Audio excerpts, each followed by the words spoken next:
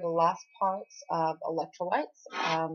So far we've hit on sodium, we've hit on potassium, um, and we need to go through calcium, magnesium, and phosphate. So let's start off with calcium. All right, as we know, calcium is abundant in the body in the form of calcium phosphate in the bones and the teeth. So calcium is important for bones and your teeth, obviously. It also is important for muscle and nerve impulses.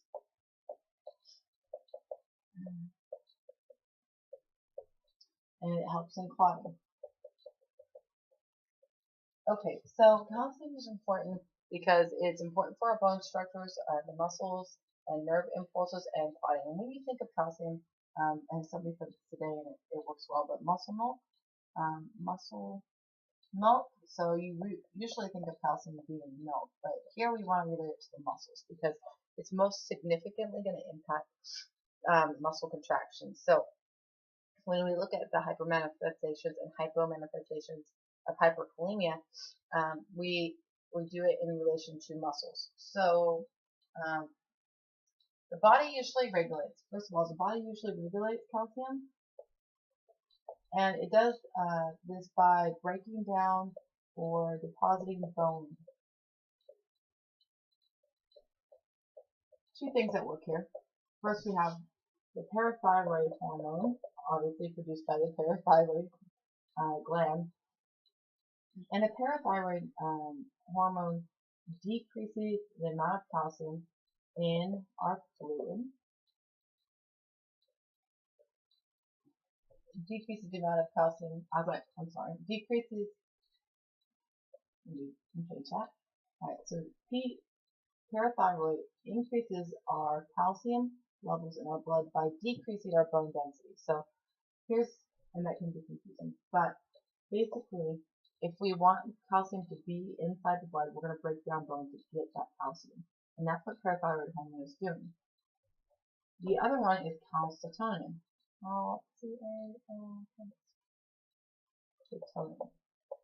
Calcitonin is made by the thyroid gland, and thyroid gland is going to deposit calcium in the bone, thus lowering our calcium level in our blood into the deposit in bone. Okay, so we're using bone here to adjust our calcium levels. Alright, so it's important and remember, instead of thinking bone here, think its reaction to muscles as far as our hyper and our hypo. Our levels here, we should start off with that, is 8.6 to 10.2. Alright, so of course anything below or above is going to get your hypo and hyper. So we'll start off with hypercalcemia.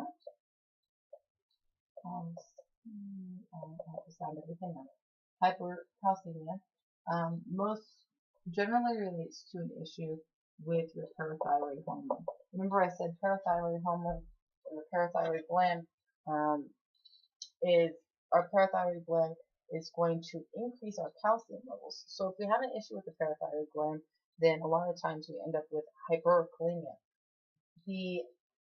This would be something like cancer, excuse me, breast cancer, kidney cancer. When we have cancers, it affects the parathyroid hormone, and thus it increases the amount of calcium. Also, if you have any issues with the bones, where the bones are starting to break down, and of course, if you take in a bunch of calcium, or you have renal diuresis, and you're excreting a lot and keeping calcium in, you're going to get hypercalcemia. So, the other one for that is prolonged immobilization. So remember that bone density is based on the fact that our body needs to reinforce our bones. So if our body is saying we no longer need to use our femurs because we're not walking, it's going to start breaking that down. So when you have somebody that is completely immobile, you're going to have higher calcium levels because the bones are going to start to break down. Same thing with osteomalacia. So the manifestations of hyperkalemia, and again, remember we're going to relate back to our muscle milk, our muscles here. It has to do with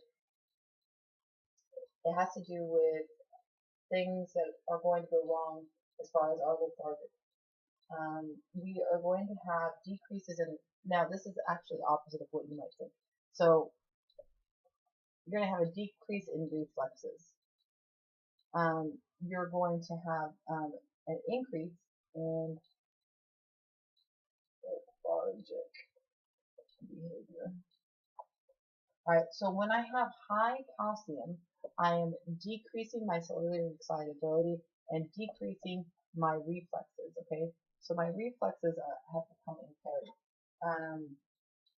And of course you have bone destruction because that's just part of your having high calcium. So you have bone destruction to take into consideration there too. So bone destruction. So when we decrease our reflexes and we're just kind of, we're in this lethargic state, that's hypocalcemia. Some of the medications and treatments that you can do for this, your treatments are going to of course include, and they always do, decrease the amount of calcium, increase the amount of fluids, or vice versa, decrease or increase the amount of fluid, a loop diuretic. So loop diuretics are going to start flushing out that system. You have to increase those fluids, and this is important because otherwise you're going to end up with kidney stones. Mobilization. So if you're immobile, try mobilization. I mean, that's not always possible, but being mobile, of course, always helps. Your medications for this, the meds for hypercalcemia, are pantothenate, and you're going to notice the drone in here. Zoledronate. Alright, so we have drone. Drone is what we're looking for the treatment of hypocalcemia. And of course, if you have an issue with your parathyroid hormone or your parathyroid gland, we need to look at that as well.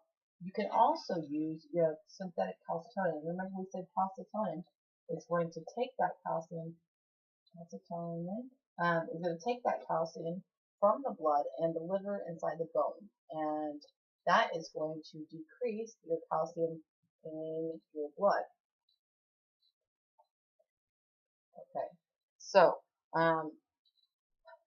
hypercalcemia, again, an issue with your parathyroid, usually related to cancer. It can be prolonged immobilization, and you're going to have that lethargic feeling. You're going to be very relaxed. You can use loop diuretics, increase the amount of fluids, increase mobility, and then you have your drone medications that can also help with that. Or synthetic calcitonin, which is going to take the calcium and deposit back in the bone, where it should be. Alright, on the opposite side of the spectrum, of course, we have hypokalemia. And hypokalemia, again, remember we're thinking muscles, hypokalemia can be caused by several things. Again, issues with your parathyroid hormone. So if you have, we'll just change that either O. Hypokalemia. Alright, so hypokalemia, if you have issues with your parathyroid hormone, you're going to have issues in your in your levels of calcium. Blood transfusion. Remember we said that, oh, yeah, we did say that. Alright, calcium has to do with clotting. So when we get blood transfusion, they put an anticoagulation thing in the blood. So when we get blood transfusion, we might be transfusion, late night transfusion. So when we get a blood transfusion, we might be replacing blood that has calcium in it with blood that does not because of the anticoagulation factors that are in donated blood. Acute pancreatitis, also in a several-step process, it indirectly leads to having low calcium. Pancreatitis. Okay, so pancreatitis. Blood transfusions. So here's how this manifests. Right? So again, issues with your parathyroid, blood transfusions are going to, and then obviously if diet is factored in, we have to take that into consideration as well. The manifestations of hypocalcemia, it's going to be that sodium can enter the cell and it increases the cellular excitability. Right? This results in sustained muscle contractions. Remember, we're thinking calcium muscles. So muscle contractions. Alright, and this is tetany, and it could be seizures, tetany, seizures, and cramps, of course. Okay. There's a couple of other ways you can check this. Basically, there's a tap on the forehead and a twitching in the eye. Let's see if I can prevent this one. Alright, ball stick, and it's a test to see if you have hypocalcemia. You also have, if you inflate a blood pressure test and you see a contracture of the hand where it bends inward, that's a sign of hypocalcemia as well. The treatments for this, of course, are going to fix the problem. Alright, so first of all, my question is, what's going on with your parathyroid hormone? You should probably figure that out. Also, you have diet to look at, and as it, excuse me, as the severity of your hypocalcemia increases, you're going to go from diet into supplementation, where we might be taking calcium supplements, and of course you need vitamin D for that, but to IV administration of calcium gluconate, or calcium chloride. And as you can remember, we use calcium gluconate in hypocalcemia as well. So the calcium gluconate is used for several different things here as far as our hypos. Alright, so that is hypokalemia. And we need to remember this tetany, seizures, cramps, because it's going to relate directly into some of our other ones that we have with magnesium, and magnesium actually and phosphate. Alright, we hit our major players already. So remember calcium, think muscles, okay? Think of muscles when you think calcium. Alright, because they have a lot to do with muscle contractions. Alright, next one is magnesium. Magnesium, our normal levels are 1.5 to 2.5, and it's very important as far as proteins go. It works with protein metabolism and synthesizing. I can't say that. When you're thinking of magnesium, think of your central nervous system, of course, and muscles. So you're going to pull from a little bit of other electrolytes as far as our manifestations go. It is also important for your calcium and potassium balance. So obviously, one can relate to another here. If we have an issue with our magnesium, we might also have an issue with our calcium and potassium balance. It's important for cardiac function. So it will have an effect on cardiac function, though it's not as significantly as our potassium did. And your sodium and potassium pump, which, as we explained before, has to do with your electrical stimulation, your CNS. How am I communicating one part of my body to another? So your hypermagnesium is, and again, it's a combination here. So as we go through, these are becoming less prevalent electrolyte issues. So you have to actually have a issue with your renal system and an issue with your magnesium intake. So you're going to have to need both of those to create hypermagnesium. The effects are, again, on the muscles and your CNS, and it's going to most closely relate. You're going to have the lethargic. And remember, where were we lethargic before? We were lethargic with our calcium. We were lethargic with our calcium, and as far as our reflexes go. So in a lot of ways, this relates back to calcium. Okay, and again, calcium and potassium balance. So that's where you're getting this. So lethargic, and you are also going to have decreased neuromuscular reaction. Again, back to that calcium muscular. Here, though, we talk about deep tendon, and in the hypo, you're going to have deep. I love it. Deep tendon. Deep tendon reflex issues. Okay. And one of the other things is respiratory and cardiac, which is not as significant as the other ones. but respiratory and cardiac also play a part here because, like I said, it has to do with cardiac function, and that lethargic decrease in neuromuscular is going to relate to your respiratory. So that is the treatment for this. The treatment for this is fixing the underlying issue. In an emergency situation, you're going to give calcium chloride or calcium gluconate, which we use in hyperkalemia. So the treatment for this is your calcium gluconate, and of course your fixing diet. Look at that renal system and why it's not working properly. If you have that calcium gluconate and the calcium chloride, that immediately fixes your cellular membrane potential. So if you're having a severe issue, that's when you come in with these calcium guys. Otherwise, you're going to be fixing it through diuretics and trying to find ways to prevent it in the first place. So our main thing is prevented, diuretic, but as it gets more severe, we might have to include this calcium gluconate and calcium chloride. Okay, so that's hyper. All right, again, hyper looks a lot like your hypocalcemia.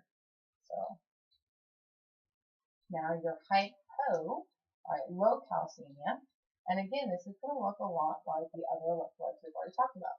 So hypomagnesium is going to be a decrease in the magnesium and an increase in renal loss. All right, so it's going to be a combination of things.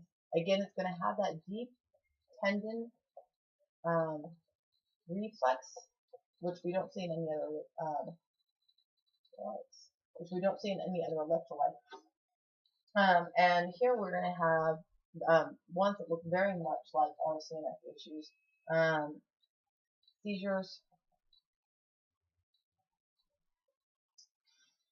We're going to have seizures, we're going to have cramping,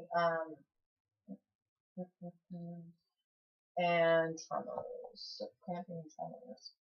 And then, of course, reduced tendon reflex, which is only specific to magnesium. And again, it looks very much like our hypokalemia or low potassium. So your hyper looked very much like hypocalcemia or low calcium, and this one looks like low potassium. All right, so they relate a lot to low potassium and low calcium, and this is because it has to do with that calcium-potassium balance. Your treatments for this are going to, of course, be fix the problem or prevent the problem in the first place, but diet. They look at supplement. And in the worst case scenario, if it's very severe, we're going to give IV. We're going to give IV magnesium. Now, in any time that we're going to give IV electrolytes, we need to do it so slowly, because anytime you have a significant switch between your extracellular fluid and intracellular fluid, you run the risk of cardiac arrest. So that's pretty significant. You don't ever give potassium fast. You don't ever give magnesium fast. You don't really give any of them fast at all, because you don't want that quick into the cell and out of the cell, or vice versa. Magnesium is not as big as our sodium and our potassium and our calcium, but it is there. The last one that we're going to focus on is phosphate. So phosphate, PO4. Alright, phosphate, think cells, bones, or calcium. Alright, so when do we hear phosphate? We hear phosphate in calcium phosphate. So it's like the second most prevalent electrolyte you have in your body because of the bones. Phosphate is really important because if you remember, it was your predominant intracellular fluid along with potassium. So this is important because you have in your intracellular fluid. Now we hear more about potassium than we do phosphate, but it's still there. So it has a lot to do with the red blood cell. or RBC. I'm trying to write things out all of a sudden. Alright, so it has a lot to do with your red blood cell, all of its functions, taking in glucose, processing your carbohydrates, fat, things like that. Has things to do with your nervous system. And that's because it has a lot to do with the cell. It helps with acid base regulation. So when we start looking at buffers and things of that nature, it's going to become important. And it's controlled by your parathyroid. Now remember, I said calcium. Again, we hear this in calcium phosphate. And what did I say controlled your calcium levels? Well, that was your parathyroid hormone, okay, and your calcitonin, right? So your parathyroid hormone and your calcitonin were significant in calcium, and we see phosphate in calcium because that's where you see it in bones. So the same things are going to have a reaction to this. Naturally, as you might imagine, there is a relationship between having high phosphate and calcium, and we'll get to that in a second. But okay, so phosphate is your intracellular fluid, and it's important for your nervous system acid-base regulation. And again, we see it in bones. So here's the relationship to calcium. When we have a high phosphate level, we are going to have a low calcium level. All right, so a high phosphate equals low calcium. All right, your hyperphosphate, all right, so too much phosphate, and phosphate levels from 2.4 to 4.4. Your hyperphosphate is going to relate to kidney injury or a kidney disease, something where the kidney is impaired. All right, so kidney injury or disease. Chemotherapy, and that relates most likely to the bones there, but chemotherapy. And then, of course, if you're taking in tons of phosphate, well, then you're going to have high levels. So you have the diet to look at there as well. When this manifests, it's going to manifest itself in muscle contractions. All right. Remember, we're thinking cells and bones, but we're also thinking calcium here. Right? And this is going to have to do with when we have technique. All right. Remember, we said that calcium affects our muscles. All right. So likewise, with the phosphate also affects our muscles, and the hypocalcemia. I'm just going to read it like that. Looks very much like your hyperphosphate. So you have tetany. You're going to have these muscle contractions. You're going to have seizures. But the one thing that you don't have, the other is deposits or calcifications inside of soft tissue. That sounds like gout, doesn't it? Alright, deposits in soft tissues. Your treatments for this are going to be ranged depending on how high or how low your levels are. But mild could be very asymptomatic. You might treat it with diet, fluid increases, and of course you have diuretics. And you've got to fix that hypocalcemia, because remember I said there's a relationship there. So if I have a high phosphate, I have a low calcium, and we need to fix this too. Alright, so that's going to be important. So we're going to fix the hypocalcemia. So, diet, fluid corrections, fixing the calcemia level. And remember, in severe cases, you're going to use insulin. Insulin is like your floodgate for all these electrolytes. Like if you need to, insulin is one of the things that you can look at, depending on your electrolyte, to get it into the cell and reduce your high levels of an electrolyte. Alright, so it's going to push it into the cell.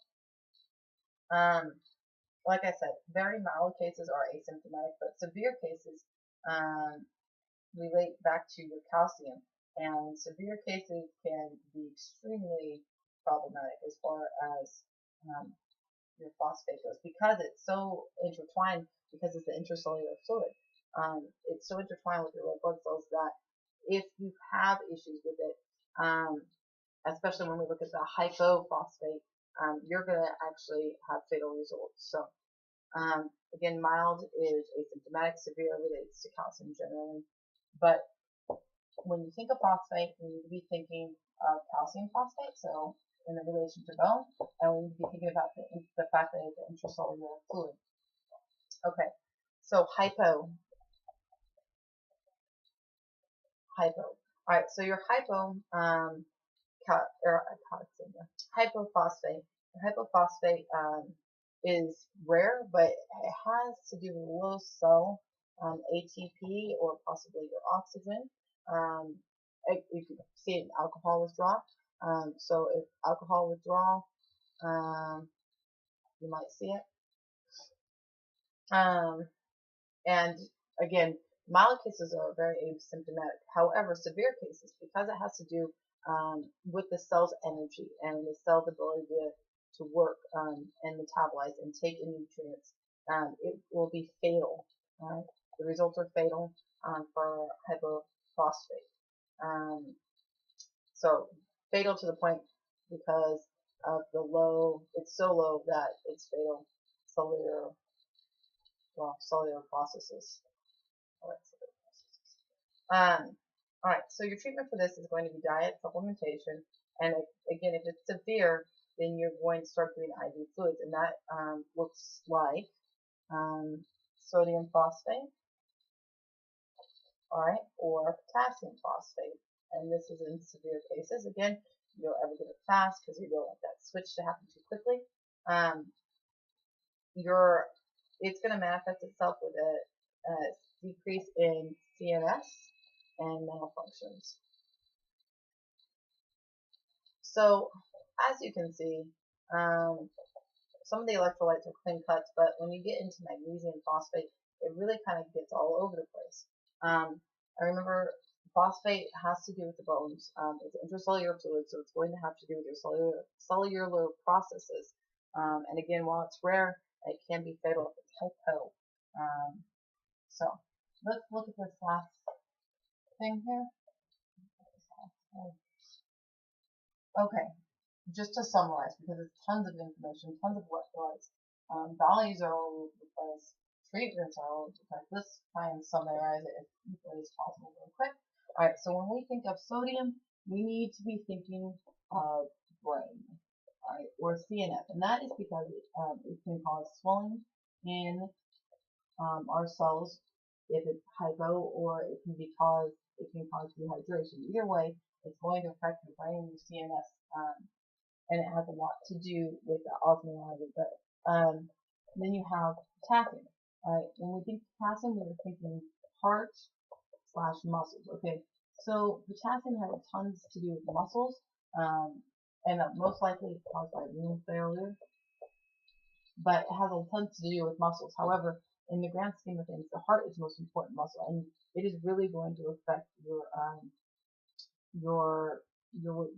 QRS waves, and these are just going to make it go too fast or too slow, depending on if it's hyper and hypo. Alright, so calcium, we have heart. Here's the way I was thinking about this. N in CNS is for sodium. K is special K is heart healthy. Boy, special K gets a lot of recognition, and it's not connected, but whatever. So calcium, is, we're thinking muscles, and think muscle milk here. Muscles, and again, it's going to relate to some type of issue with your parathyroid usually. So if you have a thyroid issue, then that's where you're going to get that from calcium. All right. Which other ones do we cover? Oh, magnesium. Magnesium is, again, this is where it gets a little bit fuzzy, but CNS and muscles. All right. It has to do with protein metabolism, and again, it's rare, so you're going to see that combo effect of, renal issues and high magnesium levels. Okay.